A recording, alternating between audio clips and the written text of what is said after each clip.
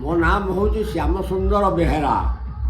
मु जड़े स्वाधीनता संग्रामी भंडारी पोखरी थाना पोड़ी 1942 मसीह संग्राम कर वर्षे 8 मास जेल जाइली एवं संग्राम को उज्जीवित कर रखी।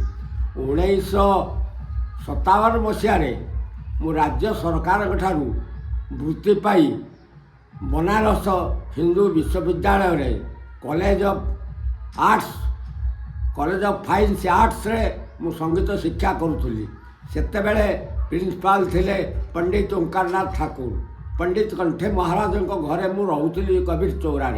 सेबे ठारू 57 मसीहा ठारू राम मंदिर उन्मोचन होगापाई उत्तर प्रदेशर बहु विशिष्ट लोक, बहु ज्ञानी, बहु चिंताशील लोक, पंडित एवं बहु लोक सेतेबेले उद्यम करथांते राम मंदिर पुनरुद्धार हम।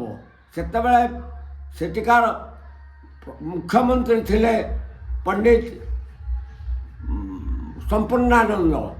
मु 62 मसीहा पर्यंत बनारस थी एवं से अयोध्या को मु देखिबा पाई 2 थर जाइथिली।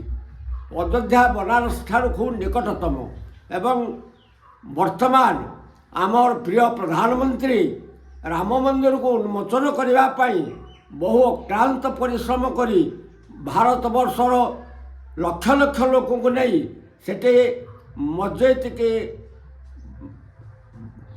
मस्जिद से नथिला, सेठी राम मंदिर थिला। से संस्कार करके बर्तमान राम मंदिर प्रतिष्ठा करिसेंती। आसंता जानुआरी मास आसंता 22 तारीख सेठी राम मंदिर राम मूर्ति, सीता मूर्ति, लक्ष्मणकर मूर्ति, प्रतिमूर्ति, हनुमानकर एक आमर प्रिय प्रधानमंत्री उन्मोचन करेंगे। भारत वर्षर लक्ष लक्ष लोक वर्तमान अयोध्या अभिमुखे यात्रा करचंती। विभिन्न प्रत्येक पंचायत रे प्रत्येक ग्राम रे रामकर पादुका एवं रामकर विभिन्न रकमर कहानी एवं रामकर विभिन्न कथा साधारण लोकलोचन को लोके आम अंचल युवक माने विशेषकर आम विष्णुपुर पंचायतर उद्यमान युवक माने एपरी भाव में प्रचार करुँच जे रामकर विषय जानापी बहुत किसी कथा अच्छी। त्रेता युगरे रामचंद्र जेपरी भाव में जहाँ करते सत्य पालन करी राक्षस रावण को वध कले, लंका को ध्वंस कले, लंकार पुणी विभीषण को राजत्व प्रदान कले।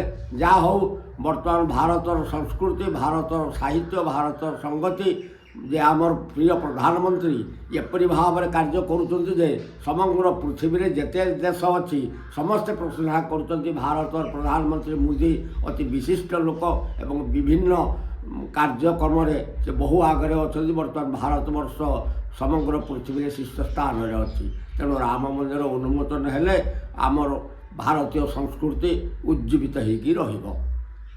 धन्यवाद।